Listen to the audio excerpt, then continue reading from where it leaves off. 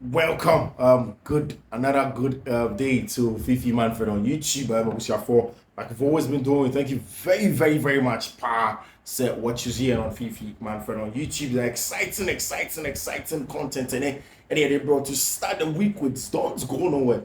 Like I always do, subscribe to the channel, no turn on notification. So turn on notification. You make sure in there you do choose all. It's important. You're starting the week on a very great occasion. Thank you. Share the link to other people. So much media content. No mind enjoy Bibia. Oh, I say Fiifi-Manfred on YouTube. This is Fiifi-Manfred on YouTube. So subscribe, turn on notification, and make sure so you do choose all. Let's just start like this. So this weekend has been crazy, and because sometimes football has become crazier, and I want to enumerate it from the first point to the last point. So you want to stick and stay, and in fact, the last one makes the whole thing very apparent. So stick and stay with me. You will remove one after the other. Now, first of all, I think the biggest thing anybody can talk about today, and it's again another weekend has started, another set of games have gone on. And Chelsea fans, Edison wants to say, I didn't know spending 1 billion in terms of player purchases in pounds. But still, Chelsea tends to need a few more of augmentation in other areas of park. So still, Chelsea here, their main friend or a killer. Striker will be to 2 chances, no one. And a striker will be to 2 chances, no 2 million.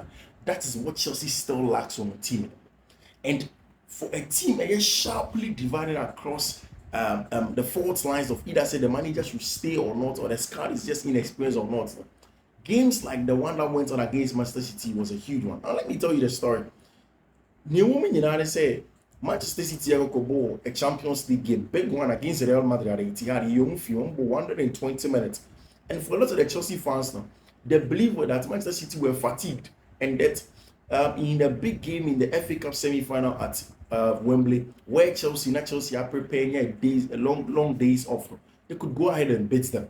But there were some mistakes, starting from Coach Mauricio Pochettino.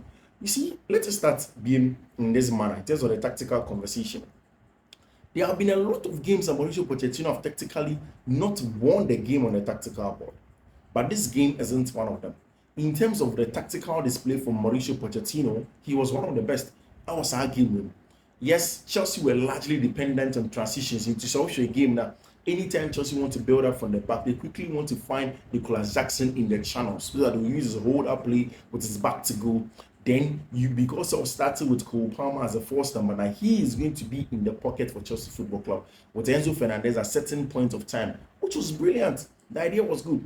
But I still have questions with Mauricio Pochettino and in a build-up at Chelsea Football Club. It is always the 4 flat at the back, and it is very easy for anybody to press, especially if they want to press them narrow and then force Chelsea to go long. And if you are going to have just a few times joy with Nicolas Jackson, you don't want to do that. Yes, against City, Chelsea had a lot of joy in terms of transitions, but there are still questions with Chelsea's build-up.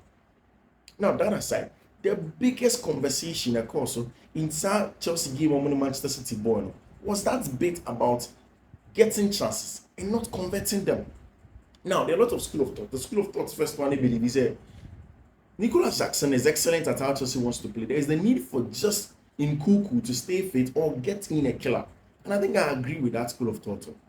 Now, when you look away from the performance of Chelsea against Manchester City and how Mauricio Pochettino ako finals ako semi-final beam, Carabao Cup and Carling Cup in 2 cup competitions now, in certain parts of the conversation, you are forced to give him a lot of credit. But also, say Chelsea fan be as Eka said, they will not give Mauricio Pochettino credit because at the end of all year, there have been a lot of mistakes and it's on him. You can also agree with them. But this is why the Chelsea board, Eka said, in as much as said there have been issues with Chelsea Football Club, there have been things that have gone on. Mauricio Pochettino games are so winning. Sometimes the team freezes in the biggest moments. In fact, some of the biggest critiques will point back to the days at Paris Saint-Germain. At time and all with Messi, Neymar, and Mbappe. The team used to freeze at any point in time. We're not winning away in the top 7 teams in the league. They were not winning in the Champions League away games. Yes, they were freezing. Now, why were they freezing? And see, I think that Mauricio Pochettino ain't in Kenya. Why are his teams playing like that? And the first conversation, and he said, Once you can criticize Mauricio Pochettino about all of these things, Chelsea board, they say one, they want to give Pochettino some time because as a manager, Obabe two team, there was the need for a total overhaul. And into man, Kaya, Chelsea top players, Bibri. And the plan was that all players that were on, most of them were not committed to the cause of the new Chelsea, and they had to replace them. Again, even new ones, for the overhaul, some of them, or to an extent, most of them, got injured for large part. Inti, we will be saying, Chelsea are top players, I told Axel Disasi, I told him 1 billion.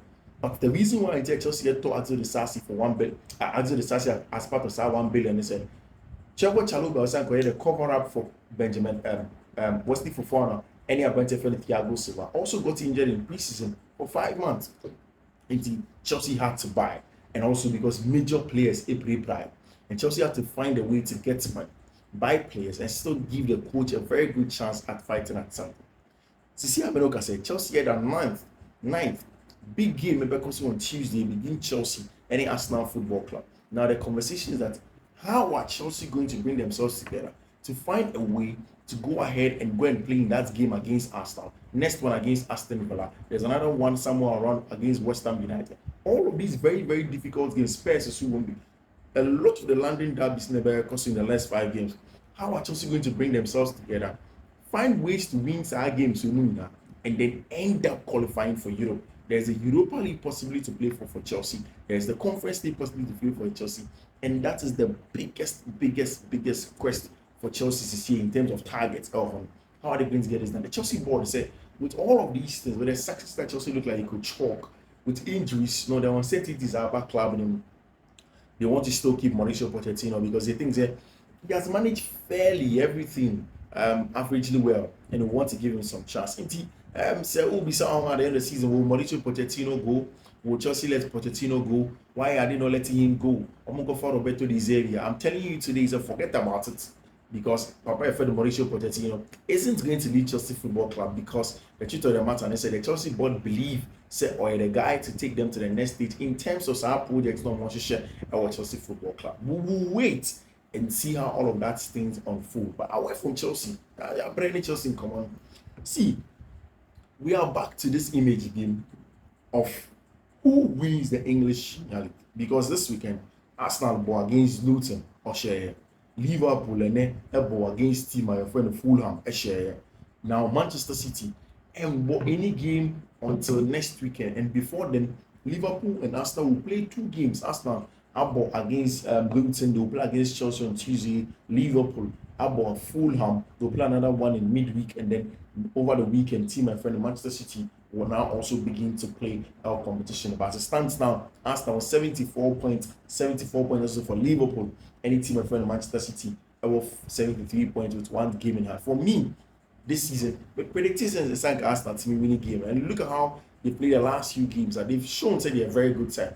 My problem with Arsenal, I say, given everything that's going on, given a kind of theme of Manchester, they lost the league when they had to win it, especially against West Ham, against Fulham, in all of those London derbies, no more boy in and around between November and December. That is where Arsenal and Mikel Arteta are taking their leg off the throttle, and it looks as if that's what might cause them the English Premier League. I don't think Liverpool can win it. It looks most likely someone shady Manchester City will do the job again. I don't trust me, say Manchester City are going to win the league back to back.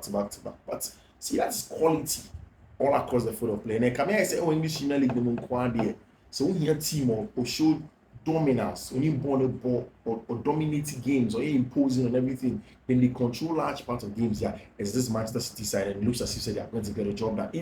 We'll wait to see how this week unfolds for them. Arsenal a tricky game against Chelsea. Liverpool another tricky game in the midweek. Then Manchester City will play later. Those are the things, the dynamics that are there for Chelsea, for Arsenal Football Club, and who wins the English Premier League. We'll wait to see how all of that unfolds. And finally, the Hakoshe El Gran Clasico. I mean, many people be companies El Clasico, and I think that is the level with which the popularity of the El Gran Clasico perform.